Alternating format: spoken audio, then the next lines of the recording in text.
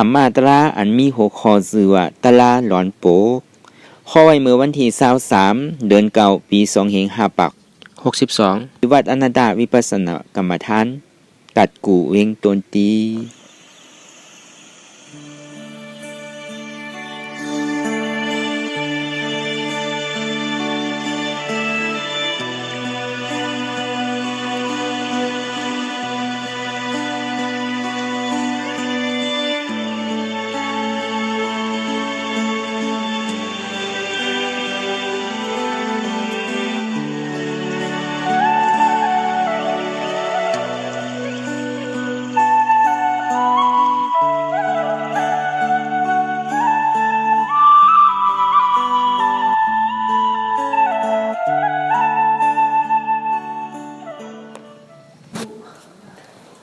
ก่อนที่นางปฏิวัติกูกรรมไหนขาวเขาอ่อนกันไวสายตนาสามเศร้าก่อน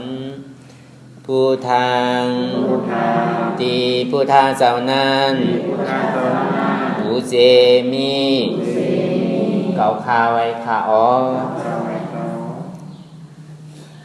ธรรมังตีธรรมนาตาเจ้านั้นผู้เจมีเก่าคาไว้ขาอ๋อ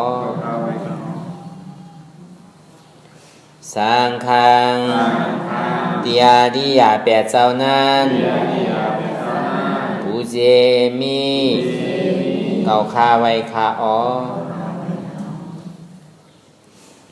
นบลงกันต้องอาริยาเจ้าเขากูเจ้าก่อนอาริยาเจ้ากูเจ้าคาในยามมือไหลก็ดีอันข้าวหูเสแลตั้งกามลงสามเปิงไล่วนพิษไล่ดาดพิษไล่เฮ็ดพิษมาเจอนั้นแทนต่อปลดปล่อยวางควางบันข้าวเขาอย่าให้เป็นอันตรายดงอันเฮตาบมาโพนิปานนั้นเสกัมติคาโนสาธุสาธุสาธุนังอนัตตาวิปัสสนาภาวนาหาหันยอดทำอนัตตาไหนคือเอารับหูเนอเปิดหูญาณปัญญารับตาเนอเปิดตาญาณปัญญาอยากตัวตีมันน้อวิญญาณใจเดียนผู้นั่นในอันใดเสียนอันไหนมันปอกเกิดขึ้นมาในกองเขาหมอวางที่อันใจนั่นเสียงคุยการมือเขาย่ำไปปองใส ในตำเตือนั่นในก็ห้อมไปปองใสไปทบยาทุกข้าเจ็บเตือนั่นในก็คือเขาตัวลมถอยใจเขาออกอันตั้งขอนถอยใจเขายา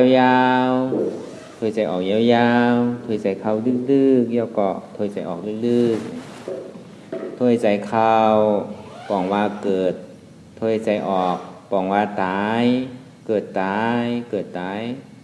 ถอยใจเขาปองว่าเป็นถอยใจออกปองว่าลูกเป็นลูกเป็นลูกปองว่าเกิดเวียบปองว่าตายปองเกิดเวียบตายไหน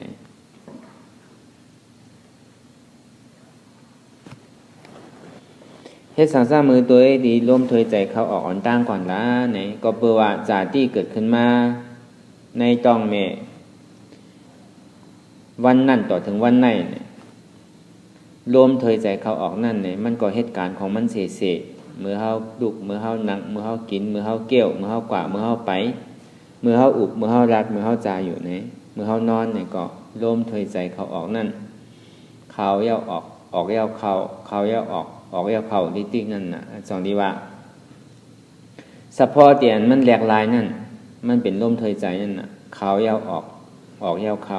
พวกเขาเย้าออกพวกเย้าเขาเนี่ยแต่สองนี้ว่าคือเฮาตัวดีร่วมถอยใจเขาออกอ่อนตั้งก่อนเนี่ยนั่นคือใจเฮาดิ่มโพ่งกว่าตั้งนอกห้องว่าตึดมันมาอยู่กับรักมันไว้ตึดมันตึดใจมันโพ่งมันปิวนั่นนี่มามัดคือกับรักมันไว้จังนี้ว่าอันเนี้ยเข้าไก่โดยร่วมถอยใจเขาออกนั่นน่ะ นางเฮเรียมันดีเป้จื้อเนี่ยมันดีเป้เสียงเป้หางเป้อายเป้อายาสาเป้การตุ้มเตอเป้ใจเนี่ยอันเนี้ยมันหันง่ายหันไพ่หนาในร่มถอยใจนั่น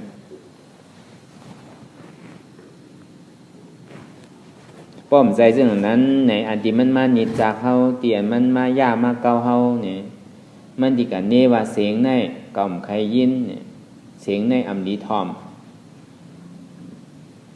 เสียงในดีทอมมันดีปอกเกิดขึ้นมา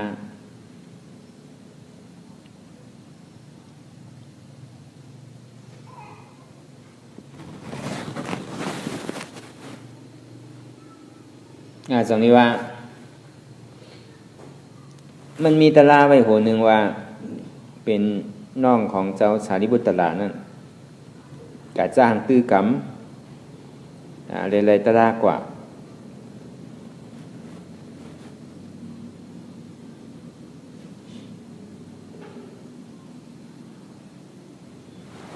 ทีนี้มีเจ้าเฒ่าเขามาถามนั่นว่าติได้เฮ็ดจื้อใครจ้างใครตื้อใครกำเหมือนนั่นเป็นยาห้านตาอ่อนเนี่ยเป็นสมณเณรบอกกับอายุ7 ขวบต่อถึง10 ขวบเนี่ยเป็นก้อนเรียกอ่อนของเจ้าสารีบุตรตลาเป็นน้องก้อนเรียกอ่อน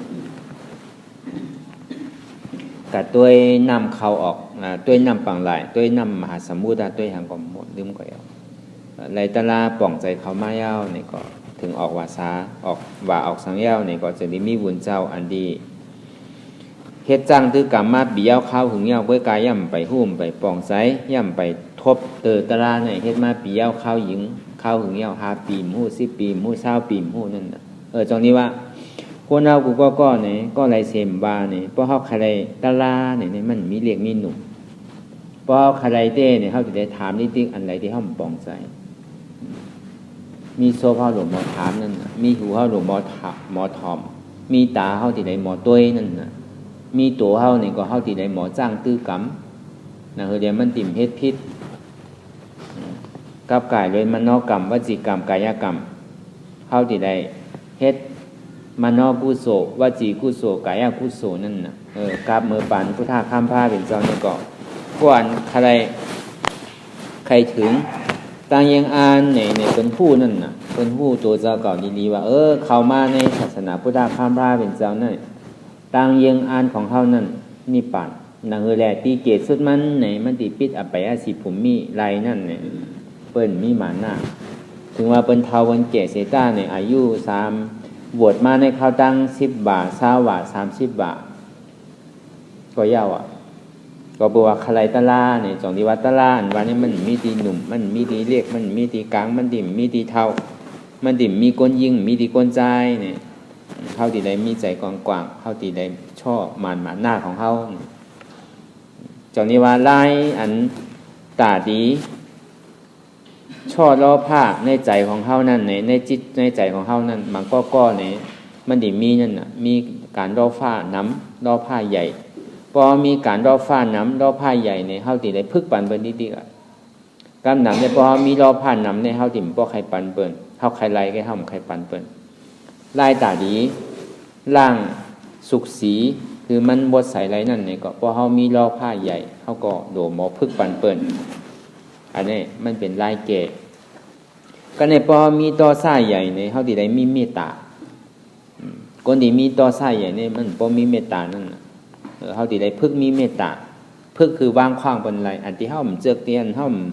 ใครถ่อมใครหันใครสั่งก็เฮาที่ได้ปันตัวอันนี้หลานเฮาตัวที่อันมันเป็น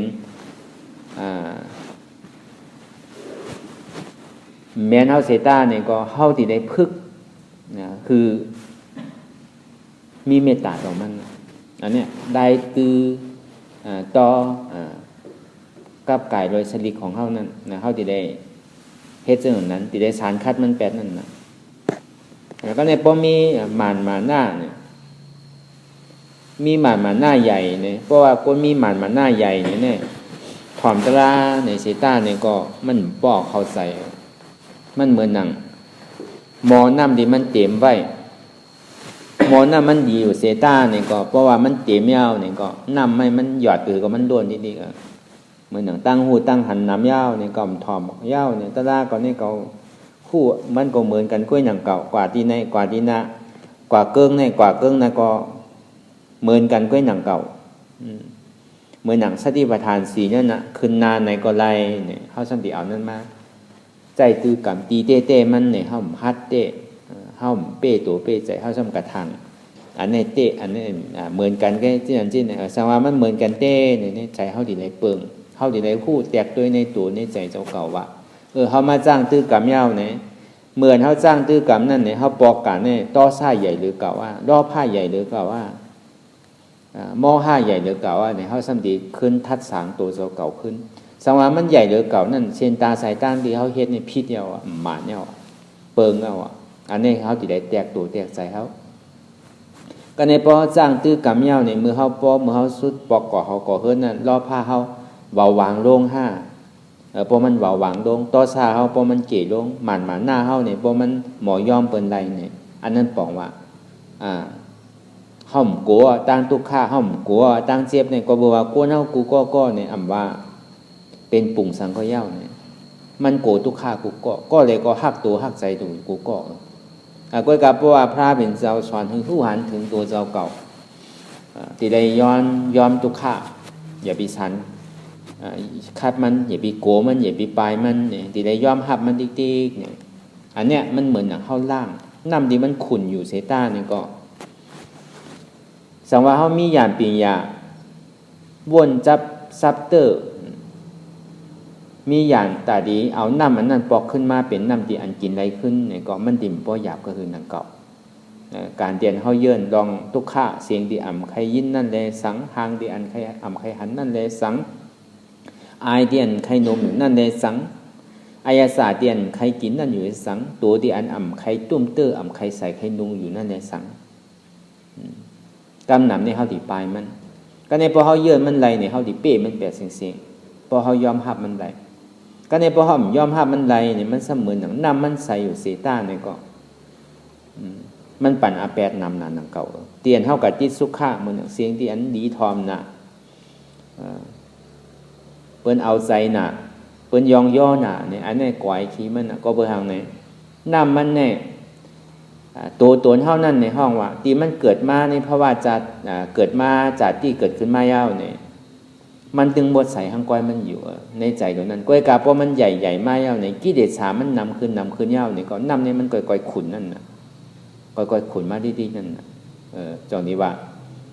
ก็เนี่ยเพราะว่ามันกัดที่สุขายเอาเนี่ยมันเหมือนหนังน้ำมันใส่อยู่เซต้าเนี่ยก็มันเอาเกลือใส่เข้าไปทั้งในมันเจมมันหันเนี่ยก็จองนี้ว่า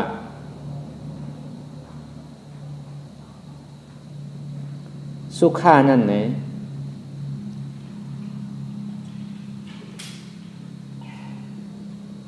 คือเขาบอกใจว่าสุขาเนี่ยมันเปิดหนังน้ำเกลือที่มันเข้ากับน้ำจางน้ำเตียนเขากินไรนั่นเนี่ยพอใส่น้ำเกลือก็มันกินไรรู้เหมือนเขาติดสุขานั่นก็หนังนั้นหนังเก่าถึงว่ามันเอาปอกเม็ดอยู่เซต้าเนี่ยก็มันก็หึงมาเนี่ยก็น้ำมันขุ่นอยู่เซต้าเนี่ยก็ในมันในเจมน่ะจงนี้ว่าพอเขากับติดสุขานั่นแต่เขาตีเอาปอกขึ้นน้ำตัวนั้นถึงมาใส่ขึ้นเนี่ยมันง่ายๆจงนี้ว่าในภาวะที่อันนี้เขาไรมาวิญญาณมือขิงข้าวย้ำนั่นเนี่ยมันหู้สังอ่ะมันเกิดมาจากอะไรก็หู้จัดนาเป็นสังคมหู้อะไรมันก็เหมือนหนังมันตึกเปิดห้องว่ามันตึกจืนใสหมดสะอาดอยู่ก็เนี่ยพอมันกับติดสุขาเอาเนี่ยก็เกิดที่มันอยู่ในมัน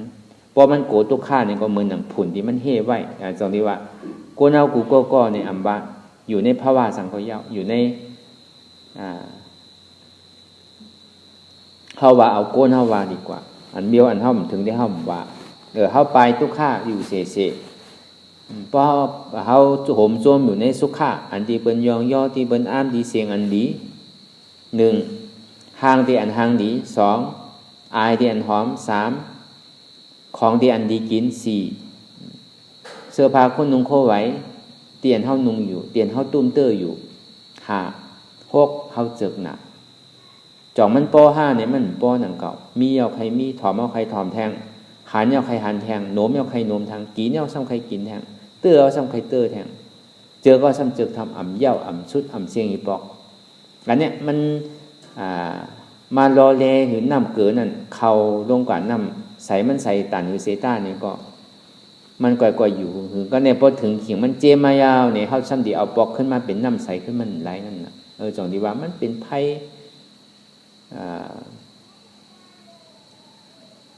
ใหญ่โลงเต้ๆมันเป็นไผที่อันใหญ่ลึกครึ่งหนาเต้ๆอันที่ว่าสุขานว่านั่นจังที่ว่าในเปิงในอันรายเรียนเฮาที่ได้หมอเจ็บตัดนั่นจังที่ว่าก็เปื่อว่าทุกข้านั่นเนี่ยพอเฮาหมอวนด้วยดีๆเนี่ยหมอยอมภาพอยู่ดีๆเนี่ยลายต่อตึกกรรมมันนั่นก็ตาดีเป้ทุกข้านั่นก็เฮาปลายมันได้ที่ได้ยอมภาพมันตาดีเป้สุขข้านั่นเนี่ยก็อย่าไปติดมันก็หนังเก่าอยู่กับล้อกะอยู่กับล้อโลกอย่าไปติดโลกนั่นน่ะพอเฮาติดมันเมื่อไหร่ก็ก่อยมันนั่นพอเฮาติดมันเนี่ยก็มันก่อยๆพากว่าเนี่ยก็มันก็ว่าหวังลงจังที่ว่าคือเขาทัดสางด้วยในใจเขาดีๆว่าป้อมใจซึ่งอันนั้นในเขากะเฮ็ดใดตีใดตั้ง3ตี4ตี5ตีเปิ้นปั่นกว่าปั่นมาปั่นขึ้นปั่นลงแดนกว่าแดนมาผู้อันใดเป็นอันใดอันใดเป็นจี้ในเส้นตั้งตาดีกลายเป็นก้นดีพีดีย่ำไปปองใจจี้ในเส้นตั้งตาดีเป็นสางดีก็ย่ำไปปองใจจี้ในเส้นตั้งตาดีเป็นวิปัสสนาตาดีเข้ามาเข้าโผก็มปองใจอันไรเป็นสมถะก็มผู้อันไรเป็นวิปัสสนาก็มผู้เนี่ยอันนั้นปองว่าห้อมโกมันอันน่ะห้อมโกอัตตะห้อมโกตั้งตายจงที่ว่าหนังหือแลไพ่ดังนาอันที่มันไปตั้นเข้าเตือนนั่นเนี่ยเข้าที่ไหนตั้นมันจนนี้ว่าเข้ามาให้การวิปัสสนานั่นอันนี้เข้าที่ไหนทัดสังด้วยตัวใต้ใจเข้าดีๆว่ามันเปิงหมอกกะหือการเดียนเข้ามาเยื่อนทุกขะในโลกะในสัจวะตั้งบนตั้งเสียงนั่นเลยสังในเดียนเข้าเป็นห่วงไม่ใจอยู่ห้องว่าอัตตาทั้งนอกนั่นเนี่ยกับไก่เลยลุกล่างปีน้องโผเมปอเมเฮาไห่แห้งแข็งนาเฮาออกจากเงินคำของเฮาขอเฮินจังจังตีอยู่ตีเศร้าของเฮาอันที่เฮาไม่ใจอยู่นั่นเนี่ยจองนี้ว่าเฮาหลวมมันนั่งคือหันเก๋าป้อหันเก๋าเอาอันที่เฮาไม่ใจนั้นมันหายเสียงป้อหันเก๋าเอาป้อเป้ตัวเก๋าไรเนี่ยก็มันใครเป็นทางก็เป็นเนี่ยก็บอกว่าตั้งแต่ที่โหต่อไปกินเนี่ยอ่ำใจตัวเก๋าลงต่อถึงพอจุ้นตัวอะไรมาจุ้นใจตอนหนังใจที่อันพงมันปิวอยู่ที่เฮาหยุ่มยามามันเป็นใจเก่าเป็นใจเก่าไหนๆพอย่ำอู้เปิ่งพองงำมันไหลอันนั้นคือเฮาบ่เปลี่ยนตั้งหันเฮานั่นจนนี้ว่าพอหันตัวยาวว่าอันที่เก่าหักหนาเก่าก็ยังติไหลแปดอันที่เก่าหักหนาไม่ก็เก่าย่ำปึงอินไหลจนนี้ว่าคือหันเก่าพอมือหันเก่ายาวเนี่ยมันมีเปิ่นเนี่ยมันมีเปิ่นพอเมื่อมันมีเปิ่นเนี่ยมันที่พูดจักว่าตีเต้มากำนึงสุดมาเนี่ยก็อ่ำจอยไรเต้เนาะลุกล่างก็อ่ำจอยได้ปีน้องก็อ่ำจอยได้เงินคำก็อ่ำจอยได้โอ้จากเงินคำเฮากูเจอกูลองเฮิรนใครหังดีตานหือก็อ่ำจอยได้หนังเก่าปีน้องมีนำตันหือก็อ่ำจอยได้หนังเก่าลุกถ่อมกำตันหือก็อ่ำจอยได้หนังเก่ากล้วยกะกำนึงสุดมาเนี่ยตัวเจ้าเก่ากล้วยเนี่ยตีได้ขึ้นจอยตัวเจ้าเก่าอันนี้บอกว่าเตียนเฮามาหาวิปัสสนาญาณนั่นเนี่ยคือหู้จักตัวเจ้าเก่าพอหู้จักตัวเจ้าเก่าว่าเนี่ยเขาเกิดมาห่มซุ่มจัดก้นห่มซุ่มจัดก้นอันนี้พอหันว่าตัวมันใจตัวเก่าใจนั่นก็ซ้ำใจเก่าต่อถึงกำนั้นสุดมาในเวทนาตัวนั่นก็ซ้ำใจเวทนาเก่าหนึ่งเก่าสุดตีเวทนานั่นหาที่ว่ามันมีในเวทนานั่นนี่ก็ทุกขาเลสังสุขาเลสังอุเบกขาเลสังก็ย่ำใจของเก่าอันนี้เขาปองใจตัวในกล้วยหนังเก่าเตียนเขาหักหนานั่นหักตัวเก่าหักใจเก่าหักเวทนาของเก่าสุขาในเป็นเก่าทุกขาในเก่าอ่ำใครไรเนี่ยกำเนิดสุดมันในตอนหนังสุขาก็เขาก็ปึงอีกไรหนังเก่าทุกขานั่นก็ทำมันกึ้มปึงอีกไรหนังเก่าอันนี้เขาปองใจซึ่งในป้อมใจในเขาตีผู้ปองมือหนังนำเตียนมันเต็มมอยาวเนี่ยมันเป็นมอดีอยู่เสตามีหยานผู้ไพ่พายอยู่เสตาเนี่ยก็ในลักษณะ32เต็มทนอยู่เสตาเนี่ยก็กล้วยกาปอมันเป็นน้ำที่มันเต็มเอาเนี่ยก็มันมันภาพว่าน้ำตาที่เข้าทั้งนั้นอยู่หลายป้อเขาใครเขาติดได้ทัดสางตั้งหลังป่นมาอาจองที่เขาเฮ็ดไว้ตั้งหลังนั่นจิตใจเขาในเปิงหมอกกระหือแค้นหรือเก่าว่าหนาหรือเก่าว่าเนี่ยป้อหนาหรือเก่าเขาติดได้ถอกแบบมดน้ำเตียนเขายามเก็บนั่นน่ะเขาจึงได้ไรอันน้ำใหม่ขึ้นเตียนเฮ็ดถือเขาเปิงไหนตีเฮ็ดถือเขาปอกขึ้นตั้งหลังแหละกว่าตั้งหนาอันเนี้ยอันลำลองอาเย่ใหญ่หรือเปิ้นนั่นเนี่ย อันลำลองไอ้ใหญ่เลยเปิ้นนั่นห้องว่าหมันน่ะอันนั้นน่ะเข้าติเลยหมอฮู้ติเลยหมอเข้าใจติเลยหมอถ่อมคือบ่ป่องใจบ่เฮาหมอถ่อมป่องใจดีงามเหี่ยวนี่ก็อันนี้เหมือนหนัง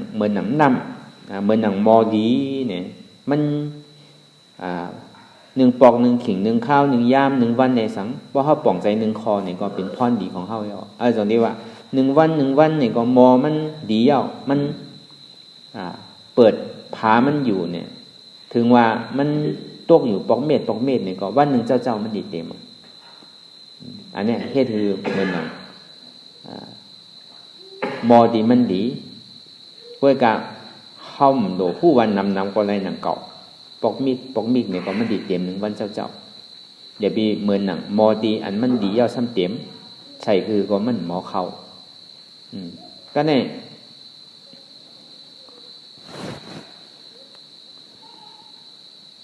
ก็ในมอดีมันหงายคืนก้อยกามันแตกแล้วเนี่ยก็ใส่คือว่ามันก็ฟัวก็พังตั้งซ้ายออกตั้งขวาเนี่ยห้อมป่องใจห้อมเข้าใจในการจ้างตื้อกรรมเฮาเนี่ยก็มันก็เหมือนอย่างมอดีมันแตกมันใครถอมน้ำเสตะน้ำตาลหื้อน้ำเฮ็ดน้ำตาลหื้อน้ำเอาน้ำตาลหื้อน้ำเนี่ยกำเนิดสุดมาเนี่ยก็มันก็ซ้ำโผขึ้นมดเดิมข้างสิอิดก็ในมอดีสงบไว้เนี่ย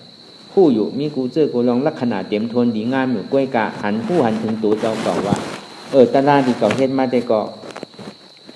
แล้วเปิ้นเฮ็ดอะไรเก่าก็เฮ็ดอะไรก้วยกะพออนัตตาเนี่ยมันเจ็บมันเดือใจน่ะก็บ่อนัตตาเนี่ยเก่าดีตัวร่วมดีติแกก็บ่ว่าพวกเก่าตัวร่วมเขากว่า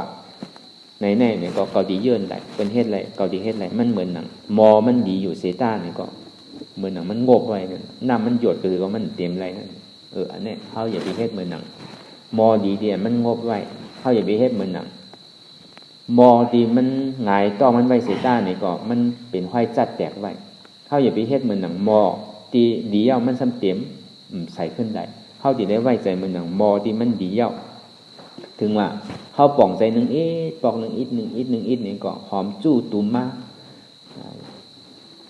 วันหนึ่งเจ้าเดือนหนึ่งเจ้าปีหนึ่งเจ้าจาดหนึ่งเจ้านี่มันกว่าทั้งหลายมันห้างมันกว่าทั้งหลายที่เขาเฮ็ดกว่ามันอย่าไปใครไรป่นเย่าก็อย่าไปข้านป่นไว้หนังเก่าเฮ็ดมันป้อนเขาเฮ็ดโตกว่านั่นไหนนั่นเป็นน้ำแม่ของเขาพอเขาเฮ็ดยอมนั่นป้องว่าเขาซุ้มก็การใครเป็นสื่อก็เย่าพอเขาจูตะลากว่าเนี่ยต่อถึงใจบ่ติขาดสู้ต่อถึงใจบ่ติขาดบ่ติปุดนั่นอันนั้นน่ะมันแคบน่ะพอเขากะทบยามื้อไรก็นั่นน่ะพรดีมันเมื่อจำเขาดีตายมาเมื่อจำเขาเป็นย่อกะเมื่อจำเขาเป็นไตเป็นเนมาเนี่ยมันดีมากเมื่อขีนั่นน่ะก็ในพอเขาพึกไว้เนี่ยพออยู่เนี่ยเขากะมีเรื่องมีราวมีเจอมีลองคนเขามันวาน่ะเพราะว่ามันใครตายมันใครเป็นย่อกะมันเนี่ยมันเป็นกูเจอกูลองอยู่มันร่มกว่าอยู่มันปีนตกกว่าอยู่ใครเป็นสังก็เป็นน่ะเพราะว่ามันถึงขิงนั่นมาเนี่ยพอเขามีปื้นฐานเปลี่ยนเขามาพึกไว้นั่นเนี่ยใจเขาติดตกเพราะใจตัวก็นั้นในไพ่เดียมันปอกเกิดขึ้นมาในลูกขันธาตัวเขาในเฉพาะธาตุดินน้ำลมไพ่เนี่ยนะเพราะว่าธาตุดินน้ำลมไพ่มันชอดยาวเนี่ย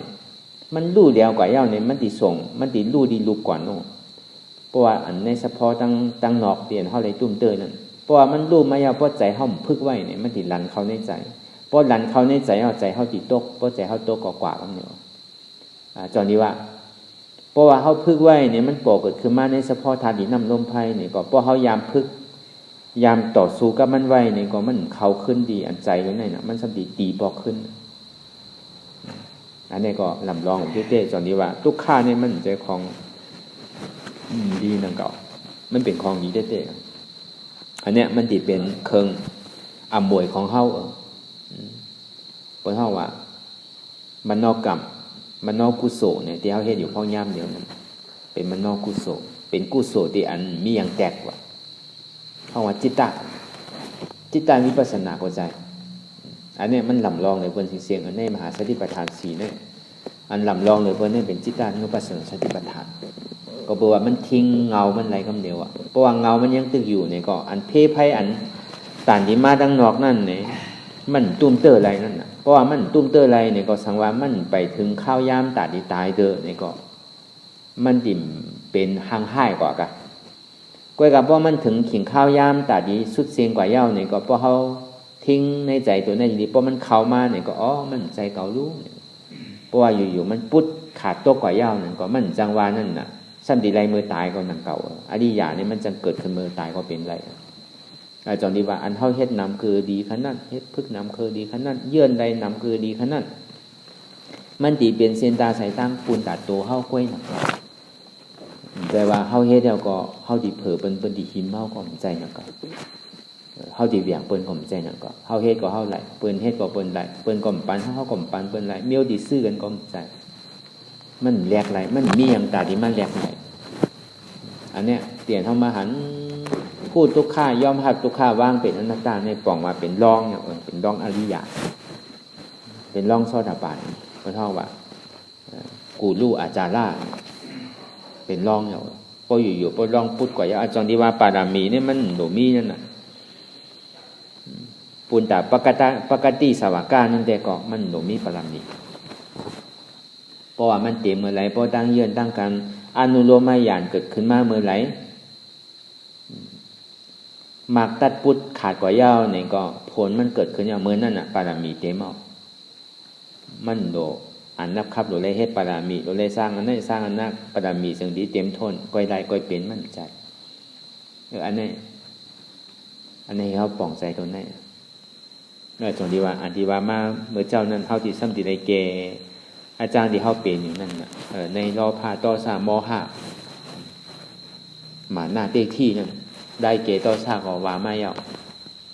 ที่ได้มีใจเมตตาได้เกรอบผ้าก็ที่ได้ปันเป็นน้ำได้เกม.5ก็ที่ได้ม.ทอมเมื่อหนังที่ว่ามาเมื่อเจ้าอุกายาวที่ว่ามาเมื่อเจ้านั่นเหมือนหนังเจ้าเท้านั่นอายุเพราะอะไรเข้ามาในศาสนาในเขาตั้ง10 บาท20 บาทย่ำไปหุ่มไปหันไปปอกลาเตอก็บอกว่าก้นเมื่อกาปันเมื่อพระเป็นเจ้านั่นก็อะไรก็เป็นใครออกป้นทุกข้าตอนนี้ว่าเป็นก้ออันมีปิ่งหยาไพ่พายใครหาตั้งป้นออกเกิดเจ็บเจ็บตายที่เต้กำเนียวอาจารย์นี้ว่าคือเฮาฮู้ตัวเจ้าเก่าดีๆว่าเตียนเฮามาจ้างคือกำนั่นเนี่ยเฮาใครออกป้นทุกข้าก็บอกว่าเฮาเกิดมาเป็นก้นเป็นสังกอลีมันจึงมีสังเวกาหั่งไผ่หั่งมันมันจึงมีตั้งทุกข้าหันหั่งไผ่หั่งมันป้อมมีเนี่ยก็เฮามาฮอดถึงที่ในหนังเก่าก็พวกเขาผู้หันถึงว่าเป็นตุกขะเฮ็ดตุหาอยู่เจ้าหาอยู่คำบางคำก็เฮ็ดต่อถึงพวกคำขิงข้าวยามนอนก็บ่มีพอตื่นเจ้ามาสำรวจเฮ็ดทางเหลือเสโลหาใส่ต้องใส่ไส้ก้อยเนี่ยหาใส่ต้องใส่ไส้ตัวเจ้าเก่าห้ามใจหนังเก่าตัวเจ้าเก่าห้ามก้อยก็ใจหนังเก่าอันนี้ก็หลีเลี่ยงอันนั้นก็หลีเลี่ยงก้อยกาก็ซ้ำเย้ากว่าวันใดวันนั้นเหมือนหนังนำจึมทรายไว้หนังเก่าเนี่ยเป้ตุกขะขานใจเนาะอันนี้ปองมาเป็นสังเวกาตะลาเฮาก็บอกว่าเขามีเมียวหนึ่งเขาถึงมีอันหนึ่งเขาถึงมีเขาจึงดีอะไรมาพึกมาจ้างตื้อกรรมนั่นเพราะเขามีมีพันไว้นั่นก็เขาก็นับต่อตีนับต่อมาเฮ็ดไรนั่นเก่าคือกันด้วยทุกข้าคือกันด้วยเจ็บเพราะแต่ไม่กันเด้อเนี่ยอันนั้นมันเป็นปื้นฐานของเขาก้อยหนังเก่าจังดีว่าเมื่อขิงข้าวยามนั่นแต่ก็เจ้าเท้านั่นก็มันมีหมาหน้าสังไรสิว่าออกว่าสายาวนี่ก็บอกว่าเขาเป็นมิจฉาทิฏฐิเกิงเมของเจ้าสารีบุตรตลานั่นเป็นเกิงมิจฉาทิฏฐิเป็นเกิงมิจฉาทิฏฐิเนี่ยก็ในเพราะว่าพระเป็นเจ้าซัมปิงอย่าไปว่าสังว่ามไรอาขออนุญาตเนี่ยสังว่ามไรขออนุญาตตีปอเมได้อย่าไปบวชปันเนี่ยพระเป็นเจ้า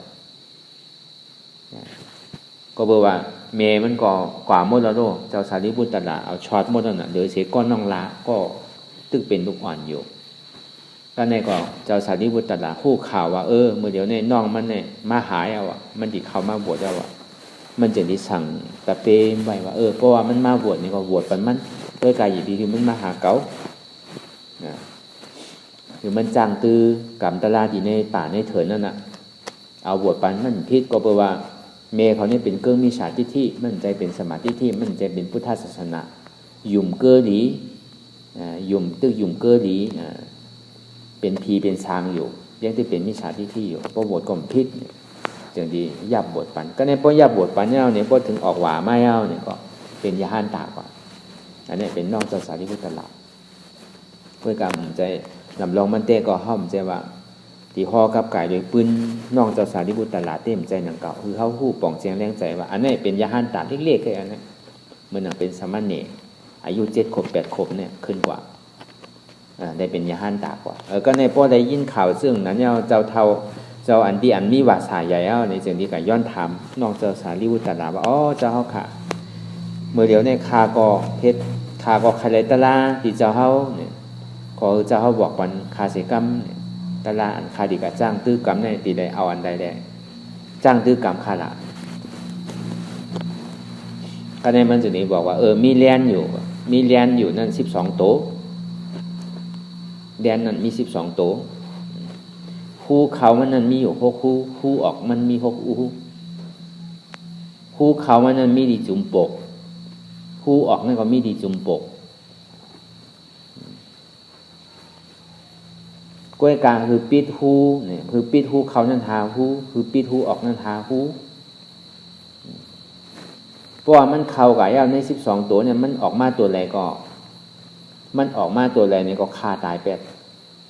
เพราะว่าคาตายแปดแล้วก็กำเนิดสุดมันก็มันเดืออีตัวมันมีปอมันตัวหนึ่งเมมันตัวหนึ่งเนี่ยปอมันตัวหนึ่งเมมันตัวหนึ่งดุกมัน10 ตัวอันนี้เอาตะลาดอนปกว่ะพี่น้องเอาตะลาดอนปกปันเจ้าเนี่ยก็เสียงที่กันนั่งวนตัวนั่นน่ะอันที่เขามาเฮ็ดอยู่พ้องยามเหลียวนั่นน่ะปิดหูนั่นน่ะ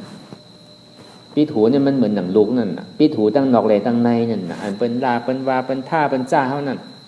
เฮามันเอามาวนยังมันยาวๆจะดีว่ามันเป็นว่าดองดีก็ยาวอ่ะดองดีก็ยาวอ่ะเฮาก็อย่าไปโจมอย่าไปติดลองอ่ำดีนั่นก็เฮาอย่าไปจ้าที่ได้ปิดแปดเตียนว่าปนมายาวก็เอามาวนอยู่ตั้งในก็ที่ได้ปิดแปดอันนี้ป่องว่าคู่เข้าเลยคู่ออกปิดเอา2 หูเมื่อหนังตาก็หนังนั้นหนังเก่าเตียนเท่าเลยหันนั่นตาตั้งนองเลยตาตั้งในก็หนังนั้นหนังเก่าเข้าก็ดีได้ปิดอันนี้ปิดคู่เข้าเลยคู่ออกเมื่อหนังพูดหลังเข้าก็หนังนั้นหนังเก่าเตียนเท่าเลยโน้มก็ย่ำไปเย้าแต่เขาสมาวนทางอันนี้ก็ดีได้ปิด8 คู่เข้าคู่ออกเมื่อหนังโซ่เข้าก็หนังนั้นหนังเก่าอายะศาสตร์ตั้งกินที่อัญญาบามาเสียนั่นเนี่ยเขาติดได้ปิดหูเข้าเลยหูออกตัวเขานั่นก็เขาติดได้ปิดหูเข้าหูออกพอปิดมันหมดยาวเนี่ยก็ในมันเหมือนหนังแดนลูกแดนนั่น10 โตเมมันในปอมันนั่นเมมันปอมันไปทางหลังเนี่ยเป็นใจนั่นเป็นใจนั่นก็ในลูกมันไปทางหลังเหมือนหนังเสียงที่ได้ถ่อมยินอยู่นั่นก็มันมีเสียงก็ในก้อนนะมันเป็นเสียงมาหลายก็อนัตตาอันนี้เพราะว่าดูมันแลนมากก็คาตายไปแล้วเสียงตั้งนอกอะไรตั้งในมีมันเป็นเสียงแค่ไหนก็มันยาวกว่านั่นนะ1 ตัว 2 ตัวตั้งนอกอะไรตั้งในมันมีเอานะเพราะว่ามันมีตั้งนอกตั้งในมันเป็นเสียงมาหลายก็เนี่ยก็แดน2 ตัวนี้ตายไปก็ในพอมันมาจับหางที่ตาเฮาเหมือนอันเฮาได้หันสังไว้ติดกับตาเฮานั่นมันมีหางในมันมีหางหน้ามันก็เป็นหางเป็นรูปเป็นนามไว้หนังเก่ามันบาอะไรมันเป็นอนัตตาสะพอเนี่ยก็อันนี้มันก็ก่อยไปทางเขาน่ะลุกมันทาง2 ตัวตา2 ขอนนั่นมันพูดหลังเข้ากันหนังนั้นหนังเก่าเตียนเท่าในนูมกว่านั้นมันมีอายในอายหน้ามันเป็นสะพอมันก็นี่มันเป็นสะพอดีอันมัน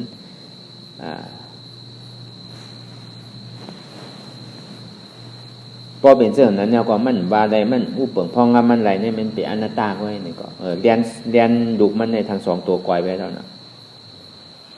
ก็ในทาง2 ตัวในอันติการตุ้มเตอร์ตัวเฮาเสื้อผ้าคนนุ่งโคไว้นั่นก็หนังนั้นหนังเก่ามันมีอันในอันหน้าเมียวในเมียวหน้ามันมีมันเหมือนหนังบามาเสียนั่นน่ะเสื้อผ้าคนนุ่งโคไว้เฮาก็มันนุ่งตาตีต้านไว้อันทางอันจ้าไว้หนังเก่าป่วยกาพอตัวเฮานั่นก็พอกับตุ้มเตอร์เมียวันตัวมีขันถามันนวลน่ะมันดีเตอร์ดียุบดีกำน่ะดีจุบดีโนมน่ะนั่นก็มั่นใจเตอันโอนอันแข็งนี่เป็นธาตุดินก้วยหนังเก่ามันมีสังเตียนมันดีโนนดีสังมันมีมันเป็นอนัตตาก้วยหนังเก่าแต่ก็ในบ่เป็นเรื่องนั้นแล้วในลูกมันทั้ง2 ตัวก็ไกวไปแล้วน่ะอันนี้เหมือนหนังอายตนะที่ว่ามาสิเสนั้นมันไกวมันไกวเป็นลูกมัน10 ตัวก็ได้คือทั้ง2 ตัวนี่ก็ต้วยใจอันเดียวนั่นน่ะทิ้งใจอันเดียวนั่นน่ะ ดูอันที่ว่ามาเตียนเฮานั่งรับตาหาอยู่นั่นเนี่ยอันที่เฮาหาวนั่นเนี่ยเฮาสิได้หันเจ็บอันที่ว่ามันเจ็บเนี่ยมันเป็นการมันมันเหมือนหนังปอมันนั่นน่ะมันเป็นการมันก็อย่างเก่าเฮาอุปเปิงพองามมันได้มันบาอะไรมันอุปเปิงไรมันเป็นอนัตตาเฉพาะเนี่ยพออยู่ๆพอเฮาจุ้นตัวแล้วเนี่ยก็ป่องปอมันปอนี่ก่อยไปแล้วก็ในข้างทางเมมันข้างทางเมมันเนี่ยก็เพราะว่ามันปอกเกิดขึ้นมาเนี่ยทิ้งใจคืออะไรนั่นน่ะอันที่พูดได้มันมีดีใจหรอกเมื่อมันญาตัวเมมันนั่นเนี่ยเมื่อมันญาตัวเมมันปอกเกิดขึ้นมานั่นเนี่ยอย่างมันปอกเกิดขึ้นมาก็ทิ้งใจคือไรๆนั่นน่ะมันมีดีใจพูดเสียงๆนั่นน่ะเพราะว่ามันมาหบจู่ปองมันโมเสียเอาเนี่ยเพราะว่าพูดจักตีจักเงามันจะเงามันเต้มันเป็นเหตุทางเงาจองมันเต้มันอยู่ที่ไหนมันอยู่ที่มันน้อยวิญญาณเพราะว่ามันอยู่ที่มันน้อยวิญญาณมันอ่ำบาอะไรมันอ่ำอุปเปิงมันอ่ำพองงามมันไหนตีเต้เงามันเนี่ยก็เปิดว่ามีเมมันจะมีลูกนั่นก็ในพอมันมาก่อยไปที่อันใจคู่ตัวแนวเนี่ยก็ก่อยแบบมั่วเดียวเมมันก็ก่อยกำไรเพราะเมมันก่อยก็กว่ามั่วเดียวมันเกิดทางเพราะว่าเมมันไปก่อยเดิมมันยังติดกับเอาโพใหม่ยังติดมีลูกทางมันก็เป็นที่นั่นอันเนี้ยคนห้องอัตราหลอนปกอันเนี้ยก่อยไปทั้งเสียงพอก่อยไปเสียงเอาเนี่ยก็มันก็ว่นที่ไหนหนังเก่าเจ้ายาหันตานั่นเจ้าเท่านั้นพอมันว่นที่นั่นแล้วเนี่ยก็ขึ้นกำเดียวกันสีมากตัดเสียงตัดทางตัดอายตัดชบตัดตัวอยากก็ตัดใจนั่นน่ะเสียงก็มันมีเนี่ยมันเป็นเสียงมาหลายไงทางก็มันมีมันเป็นทางมาหลายไงอายก็มันมีมันเป็นอายมาหลายไงอายศาสตร์ก็มันมีมันเหมือนหนังกินเบอร์โดยอยู่cáiหนังเก่าเหมือนหนังการตุ้มเตือนนั่นก็มันพวกกับเตือนจับตัวเนี่ยพวกกับยับโน่นก็มันเป็นธาตุดินcáiพวกยับแข็งก็มันก็เป็นธาตุดินก็หนังเก่ามันมีสังเตี่ยมันไม่เนี่ยก็มันเป็นธาตุไฟไงสัตว์วามันวนเรื่องไหนตีเต้มันมาถึงตีสุดตีเปลืองมันยาวต่อถึงเอาลูกมันก่อยยาวเนี่ยพอลูกมันก่อยไปยาวเนี่ยก็เอาเมมันก่อยพอเมเอาปอมันก่อยยาวเนี่ยก็เอาเมมันก่อยพอเมมันก่อยยาวก็กว่ามั่วเจ้าขึ้นเป็นยะหันตากำเดียวโสดาปันสกิทาคาอนาคามยะหันตาเป็นยะหันตามากำเดียวมันอันเนี้ยอยู่แล้วเมื่อปานกาปานพระเป็นเจ้าเนี่ยเป็นสิ่งนั้นนะเปิ้นมีเรียกเปิ้นมีหนุ่มมันตึกหนุ่มมันตึกกรรมอยู่ปารามีมันไปเต็มทวนเตออายุอาศักตึกเกยอยู่ตึกเจ้าอยู่ย่ำมีตั้งตัวทบน้ำอย่างเนี่ยเขาอย่าไปทางเรียกมันเก่านะพอเขาขัดไหลตะลาเนี่ยได้ก็เขาติดได้ถามเขาติดได้ต้องถามมันเหมือนหนังเมียวเขาอยากสั่งก็เขาโดดได้ทำเมียวอันใดเขาเจอเมียวอันใดเขาทบกว่าย่าเขาเกไรเนี่ยอันเขาเจอเนี่ยก็เขาก็ติดได้ว่าเพราะเขาบาเขาถามเขาก็บอกนั่นเพื่อกับเขาพึ่งเขาเฮ็ดอยู่มันเยื่นได้อันนั้นแต่ก็ไปทางหนังเก่ามันก็โดดทามหนังเก่ามันก็โดดต้องโดดทามกันหนังเก่าก็เปิดเขาย่ำไปเป้เลยนั่นนะพอเมื่อไรเขากวาดสุดปักสุดเปิงเอาวะความไรทั้งเอาวะที่เฮ็ดซื้อเนาะเนี่ยเขาที่ไรทำเขามีหูหลวงหมอทอมมีศพหลวงหมอทามมีตาหลวงหมอตุ้ยมีตัวหลวงหมอใจมีศพก็หลวงหมอลาดมีใจก็หลวงหมอว่นอย่าไปว่นอันพิษคือว่นคืออันจือใจหมันแม่นว่นตาเดี๋ยวออกว่นทุกข้านั่นจึงดีว่าจือใจหมันแม่นเพราะว่นยังใครเป็นพระว่าวเนี่ยยังเมิกอยู่นั่นนะป่วยใครมีภาวะยังใครเป็นก้นดีผีดีอยู่ยังใครเป็นสางดีอยู่ใครป้วนทุกข้านั่นยังใครเกิดใครตายอยู่ในพระเป็นเจ้าว่าตึกเมิกอยู่เนี่ยย่ำไปเป็นก้นหัดย่ำไปเป็นสมาธิที่เด้อยังตึกขันพิษอยู่นั่นนะยังเป็นนอกศาสนาย่ำไปเป็นศาสนาเท่ๆอันเนี้ยมันก็ใจว่าลำลองนั่นเก่าเปลี่ยนว่าลองเสียงมากกูวันตั้งแต่เงามันนั่นเพราะเขาหมอเอาในก็เป็นตะล่าหนังเขาเหมือนเขาเป็นก้นเฮือนเขามีการนำในเขาปอกการในแค่ดีใจนำเสียงทางใช่ไหมอธิวามันนั่น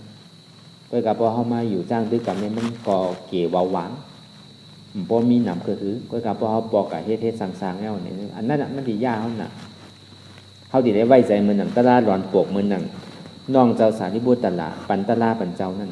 เจ้านั่นพอเป็นยาหันตาเป็นวานนี่มันหลายแค่ไหนวานนี่ก็เป็นกันเดียวเอาแม่ก็ตัวทิ้งใจเลยน่ะจนนี้ว่ารับหูรับตารับหูหลังรับซบรับตัวเนี่ยก็เปิดใจเตี่ยมันพงมันจิ๋วเตี่ยมันหาตั้งพิษเปิดนั่นก็เปิดเสียงมันเจอ หางมันให้หันอายมันให้หนมนั่นน่ะอันเนี้ยเดียนมาวนเอาพ่งเอาผิววนตึกวนเดินเป็นเดิงเป็นล่างวนเอาเก่ามาเป็นทุกข้าวนอันใหม่ย่ำไปถึงเด้อตัวเจ้าเก่าก็ย่ำไปป้นไปปองใจไปหันปัจจุบันเด้อก้ามขวาทั้งน้ำก้ามขวาทั้งนาหาดีปึงที่อิงไรนั่นไอ้ตรงนี้ว่าคือเขาเคยลมเคยใจเขาออกผู้วานปองใจไม่แบ่งใจในลมเคยใจเขาออกว่าลมถอยใจนั่นก่อนอู้เปิงพองงำมันไหลอ่ำบาไหลการในพอตัวลมถอยใจเขาออกแล้วในใจพ่งใจผิววนลึกวนหรือเป็นเรื่องเป็นเล่ากว่านี่ก็ใจเนี่ยก็กุ้มทิ้งอู้เปิงจี้สั่งอ่ำไหลอ่ำไข่พ่งก็พ่งอ่ำไข่ผิวก็ผิวอ่ำบาไหลอ่ำอู้เปิงพองงำมันไหลเนาะอนัตตาอย่างนั้นน่ะก็ในต่อถึงปเวทนาที่มันปกขึ้นมาทุกขาสุขาอุเบกขาที่ว่ามาเสียว่ามังปอกทุกขะมังปอกสุขะมังปอกอุเบกขาจุนใดเป็นปอกมังปอกป้อมใครจุนใดนั่งกำเดียวก็ทุกขะกำเดียวก็มีมังปอกนั่งตันนี่ก็ทุกขะก็ป้อมเกิดมังปอกทุกขะก็มใจสุขะก็มใจตอนหนังนั้นเท่านั่งหนึ่งขิงหนึ่งข้าวก็มันปอแดกลายอย่างนั้นเขาอย่าไปวายอย่างเตอจองนี่ว่าอันไรที่มันแดกลายนั้นมันกึมนั่นแล้วเพราะว่ามันแดกลายก็มันกึมนั่นอันนี้มันแดกลายนี่มันเป็นนิพพานเนี่ยเข้ากับที่เป็นนิพพานอันเดียวที่ในซิมแบบมันหมดในใจเจตสิกลุกนั่นในตัวเข้าใจเข้าอย่างว่าในเวทนาในเจตสิกนั่นที่ในซิมแบบสิ่งเข้ากับที่นิพพานอันเดียวที่ในจุนเป็นสิ่งนั้นอันเนี้ยเหมือนอย่างเขามาตัวลอกลายเหมือนอย่างอายตนะทั้งหมดทั้งเสียงนั่นนี่ก็มันก็เป็นตระเพราะเขาเอาหมอใจเพราะเขาปองใจเนี่ยก็ในเพราะเขาปองใจลองเสียงลองหางลองสังนั่นเนี่ยเขาสังติได้มาปองใจตั้งแต่ร่วมถอยใจเขาออกที่ว่ามานั่นผู้อ่านถึงคือปองใจแรงใจว่าตัวเขาในอ่ำผู้ปึงไรนาที่คือว่าตัวร่วมถอยใจเขาออกนั่นต่อถึงใจพวกใจผิวนั่นก็ใจนั่นก็อ่ำอู้ปึงพองงามมันไรนา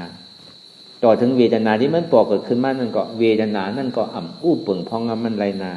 มันอ่ำใจตัวเขามันอ่ำใจใจเขามันอ่ำใจเจ็บเขาอันเนี้ยเหมือนหนังเขาพูดตั้งแต่เงาตั้งแต่กลางอันเงานั่นเป็นอายตนะมันนึงมีสองมาเนี่ยรวมถอยใจเขาออกที่เฮ้าอุปเปิงไรปองมามันเป็นตัวนึงอ่ะที่มันหันง่ายน่ะมือไปหันเจ็บนั่นก็ในเหมือนหนังใจในก็ใจเนี่ยมันพงมันปิววนตึกวนเดินนั่นก็อ่ำอุปเปิงไรเวทนาที่มันปอกเกิดขึ้นมานั่นก็อ่ำอุปเปิงพองมันไรอันนี้คือเขาหมอว่าอันไรเป็นอันไรจังที่ว่าพอเขาวางหนึ่งเนี่ยวางสองพอเขาวางสองเขาติดได้วางสามมันอันมือเจ้านี่พึกวางหนึ่งพึกวางเสียงวางหางวางอายวางอายสะวางการตุ้มเตอวางใจกล้วยการมันไปป้วนไปปองใจเตอเนี่ยก็ในพึกมากลางมาตัวรวมถอยใจเขาออกรวมถอยใจเขาออกเนี่ยง่ายเลยอันรวมถอยใจคือมาตุ้มเตอดีๆอ่ะโดดตัวอันนั้นก็บอกว่ามันจุงจันนำหนาโลกมันเสียงนี่มันเหมือนหนังหือไว้น่ะมันมีทางคอหนึ่งมันเหมือนหนังสัตวะฮามิลนั่นอันที่ยามว่ามาเสียนั่นเอามามัดเนี่ยมามัดล้อกันจักแขโนกเนี่ยมาลินเนี่ยเย่าก็มาวานเนี่ยเย่าก็งูเนี่ยนั่นเอามามัดล้อกันเพราะว่ามามัดล้อกันเย่าเนี่ยจักแขก็ติเข้าน้ำงูก็ติเข้าจุ่มปกมาลินก็ติเข้าป่าเหี่ยวหมาวานก็ติเข้าเฮิรนนกก็ติบินขึ้นเหนืออากาศบินขึ้นผ้าไอ้จงนี้ว่าในเสียงในหางในอายในอายสารในการตุ้มเต้อนั่นมืออันเท้าตึกเวียนหนาห้าวแห้งแข็งมาปอกเกิดขึ้นมานั่นเนี่ยมันดีกว่ารองอันนั้นมันก็ยินเสียงความเสียงใดเสียงเนื้อกอมเจอในอยู่ใจครับพุบในกว่าอันใดมันแห้งกว่าเจ้ามันนั่นกำหางมันปอกเกิดขึ้นมากับหันหางในหันกับมันนิมิตปอกเกิดขึ้นมาป้อนนั่นมันแห้งกว่านี่ก็อยู่กับพับกว่าเหมือนอย่างอายนั่นก็อย่างนั้นก็ยินอายใจอายในอยู่ก็ยินอายขี้ไว้ในอยู่ปุ๊บในตายทั้งกับเป็นนอนอยู่ในขี้ก็เดียวมันไว้แบบนั้น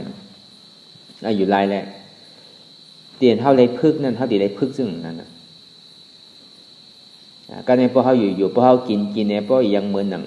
อย่างมันทองป้นเลือดป้นไม้ไว้เนี่ยอยู่ๆพอเขาตายกับภพเนี่ยเขาก็จังกับอยู่เมืองนาลายก็อยู่คนไร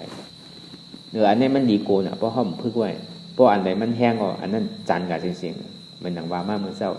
ไอ้จอนนี้ว่าเขาที่ว่างคือไรนั่นมันก็เป็นเสียงแค่มันก็เป็นหางแค่มันก็เป็นอายแค่มันก็เป็นอายศาสตร์แค่มันก็เป็นการตุ้มเตื้อไว้หนังกับมันมีสังเตะแต่เนี่ยปอกทนหนึ่งพอเขาป่องใจในก็เขาก็ดีว่างไงก็กับพอเขาป่องใจในก็ปอกทนสองกลางมาดีว่าตั้งแต่ร่วมถอยใจเขาออกตั้งแต่ใจที่อันมันพองปิ้วตั้งแต่ที่เวทนาที่อันมันหับอยู่อันนี้กรรมทนสองกลางก็ในกรรมทนสางมาเตียนเข้ามันนั่งรับตาหาอยู่พ้องย่างเดี๋ยวนั่นในเขาตีได้หันเย้าที่เขาหาอยู่ตีได้หันสามในตีได้หันเจ็บนั่นอันนี้กรรมทนสามกรรมที่อันเป็นปรมัตถ์เป็นที่อันตุ้มเติกเข้าถึงเพราะว่าเมียวพามิตรทรัพย์เนี่ยก็เมียวพันป้อเนี่ยก็ป้อพอถึงออกหลุกนั่นอันเนี้ยป้อถึงมันพอถึงเมื่อเจ้าในป้อนหนัง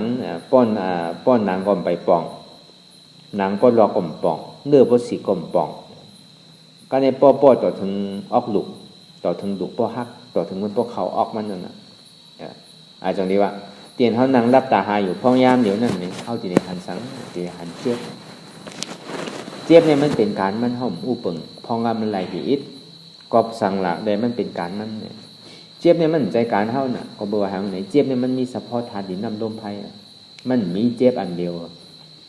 มันมีเจี๊ยบแกนต้งตอดเนตรสารสั่นไหวคมไต่หนิมห้อนไหมกัดหนาวนักเบาอ่อนแข็งสู้ตุ๋มจับยายจึงหยอดเป็นลูกมันมีแน่จอนดีว่าอันที่มันให้ทางสร้างปองหมดที่นั้นไหนใจที่อันมันตัวที่อันเจี๊ยบที่อันมันปอกเกิดขึ้นว่าแก้นต้งตอดนิดสั่นไว้นั้นมันก็เหตุการณ์ของมันอยู่ที่ติ๊กอะเท่ากับสังก็มไรกึดแล่ป้อแล่อย่าไปห้อนแล่อย่าไปเจี๊ยบแล่อย่าไปแก้นอย่าไปตอดแล่อย่าไปไต่แล่มันว่าแล่มันเหตุการณ์ของมันอยู่ที่ติ๊กนั่นจองดีว่ามันเป็นการมันก้อยหนังเก่าจองดีว่ามันเป็นผลเป็นอาโจมันเป็นอาโจมันเกิดกับมันเหมือนหนังตาวันตีมันขึ้นมาเงาแดงมันซ้ำกับอยู่ในน้ำมันก็เหมือนหนังเงาแดงมันใจตาวันเท่าที่ได้หาตาวันมันเหมือนหนังแสงนั่นน่ะแสงดีกับใส่ไว้ดีห่างกานั่นน่ะก็ในเพราะว่าไพ่ถ่องมาเนี่ยเงาแสงนี่ก็อยู่ในน้ำนั่นน่ะเหมือนหนังเจี๊ยบนั่นก็มันเหมือนหนังเงาแสงที่อยู่ในน้ำด้วยหนังเก่าเข้าตีเลยหาเงามันแสงนี่มันลุกตีไหลมากเข้าตีเลยหาเหตุหาเงามันก็บอกว่าเจี๊ยบนั่นมันเป็นการมันเป็นไพ่ตาที่สองเข้ากว่าตั้งในนั่นด้วยหนังเก่าแสงนี่มันจะว่ามีในหนองนั่นพอเขาหูเขาถามว่าแสงนี่มีในหนองพอเขาตัวเจี๊ยบหายกว่าพอเขากัดสั่งพอมันหายกว่าพอเขากัดตัวมันหมายมันเนี่ยพอมันอ่อนเด็กกว่ามันหายกว่าใจเอาอะมันใจขางก็คือขางหนองนั่นพอมันแห้งเอาเนี่ยพอมันเจ็บมาชั้นปอกเกิดขึ้นก็เบอร์แสงมันมีในหนองแสงเนี่ยมันมีอยู่ที่ห้างกาเงามันนี่มีที่ห้างกาเพราะว่าตาวันสองไม้ยาวเนี่ยก็เงาแดงมันถ่องมาที่นำถ่องมาในหนองตรงที่ว่าเจี๊ยบเนี่ยมันเป็นการมันมีเฉพาะธาตุน้ำนมไทยที่ห้องวันลุกถัดที่อันหนึ่งยาวอันหนึ่งกำทัดดวงปอกกำทัดไฟปอกกำทัดยินปอกกำทัดน้ำปอกอันใดมันไทยปอกแห้งปอกพวกมือแหลอันใดเท่ากับยืดอันนั้นมันแห้งเท่ากับยืดว่าเจ็บในเป็นเก่าแก้ในเป็นเก่าเนี่ยอันนั้นมันดีแห้งขึ้นนิดดีกำในอยู่อันคว้านในเป็นเก่าเนี่ยอันนั้นมันดีแห้งขึ้นก็เปิดเท่ากับยืดเย่าอัมพาพอยืดเย่าอัมพาเนี่ยก็ต่างอันมันมาถีบนิดดีก็น่ะเข้าอัมพาน่ะก็ในพอเขาพาพอเขาป่องมันยาวเนี่ยก็มันก็กว่านี้ที่ของมันเป็นอย่างเก่ามันอุปเปิงพองมันไหลด้วยพอเขากลุ่มการกระโดดกะขังน้องหมดที่ก็มันดีไงมันแหงเสียตาเนี่ยก็ป้อนนำมาซ้ำไปเงาแดงแสงอันนี้ตรงนี้ก็เปิดเข้ากับทางว่าแสงนี่มันมีในหนองเพื่อการเข้าเต้เนี่ยดีได้หาสั่งหลักหันเจ็บถูกดีคู่ว่าเจ็บเนี่ยมันมีดีไหลเนี่ยเงามันเต้มันถูกดีไหลมาเนี่ยอันนี้ห้องว่าชาวหาเหตุหากเงาอาจอมทุกข้าอย่างดีว่ามาเมื่อเจ้านั่นกล้วยการหนังหือได้เข้าตีจุนไรเนี่ย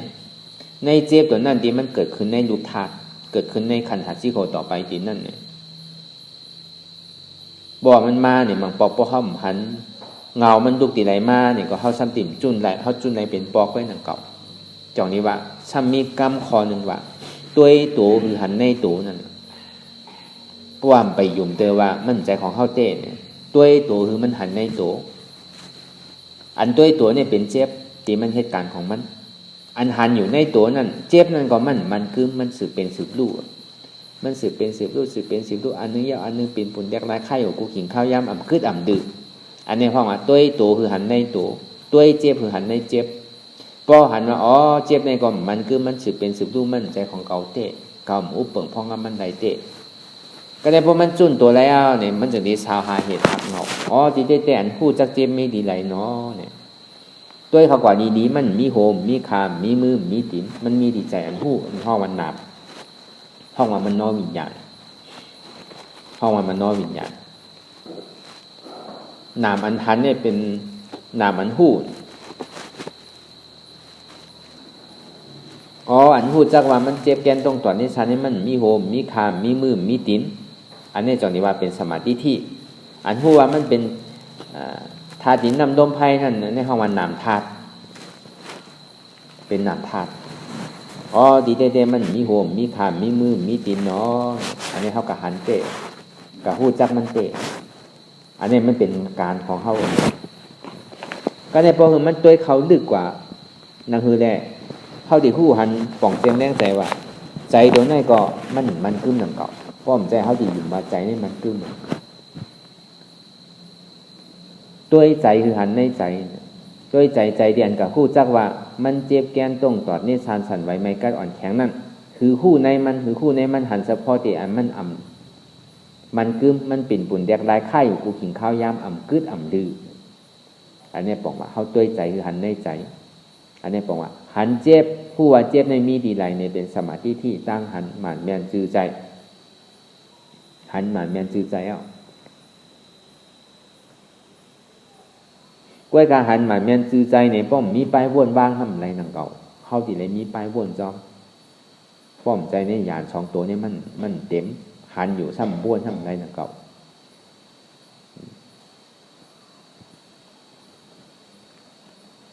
ก็ในเตียนเฮาหยุ่มยามว่าตัวเก่าในหักหนาใจเก่าในหักหนา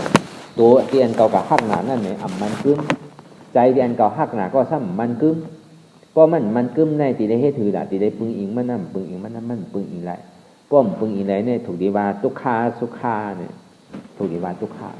อันใดที่มันกึ้มนั่นอ่ะมันเป็นทุกขาตีได้ย่อมหักทุกขาก็ในพอย่อมหักทุกขาเอาเนี่ยก็เปิดกะหันว่าในตัวนั่นเป็นรู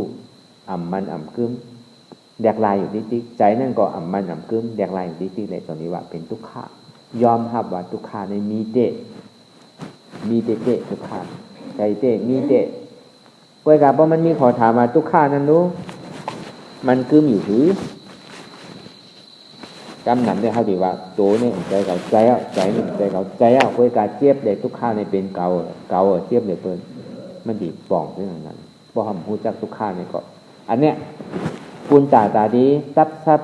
แปดอาจารย์ที่แหละปุญตาดียากขาดแปดตัณหาอันห้องว่าสมุทัยเจตานั่นตีได้ปึงอิงดีตัวแน่ตีได้ยอมรับทุกข้าว่ามีแต่ทุกข้านั่นก็มันกึ้มก็เบอร์ว่าเงามันกึ้มก็ทุกขานี่ก็มันเป็นโผล่มันเกินอย่างเก่ามันใจเป็นอาจองมันเป็นอาโจมันเกินอย่างเก่ามันใจเป็นเหตุมันใจเป็นเงามันเป็นปลายมันแค่มันเป็นผลมันแค่ก็ในพอยอมรับทุกขาหูหันถึงว่าคู่ไปห้องว่าหันเวทนาคือคู่ในเวทนานั่นคือคู่ในมันหันคู่ว่าคือเนี่ยผู้ว่าในเวทนานั่นก็มันมีการแหลกลายบอกว่าในทุกข้านั่นก็อ่ำมันกึ้มหนังเก่ามันอ่ำอุบเปิงพ้องกับมันไรหนังเก่ามันสืบเป็นสืบดูที่อะในทุกข้านั่นก็มันเหมือนหนังดอกไผ่ขึ้นต้องฟ้าเหมือนหนังกลุ่มไผ่ขึ้นต้องฟ้านั่นน่ะเพราะว่ายามันสุดกว่าโล่งหนังเก่าเหมือนหนังตาวันเนี่ยมันโดดใส่ยามันโดดได้ใส่ยามันโดดได้ใส่ไผ่อย่างโน้นเนี่ยมันได้ใส่น้ำมันอย่างโน้นมันก็ยังโล่งหนังเก่ามันลูกเจ้ามากลางวันยังก็ไกวๆเกิ้งก่อนต่อถึงบดจกหนึ่งเก่ามันมีอย่างน่ะดิมันกึ้มเตะ มันก็เหมือนอย่างนั้นอย่างเก่าทุกข้านั่นก็อัมมันคึ้มหันเวทนาคือคู่ในเวทนาหันทุกข้าคือคู่ในทุกข้านั่นก็ในเพราะมันคึ้มดีในเหตุถือละมันใจเก่าน่ะมันอู้เปิงพองน้ำมันไรน่ะอะไรที่มันคึ้มมันใจเก่ามันอู้เปิงพองน้ำมันไรนั่นน่ะเป็นอนัตตามันใจเก่านั่นอนัตตาเขาบอกว่ามันใจเก่านั่น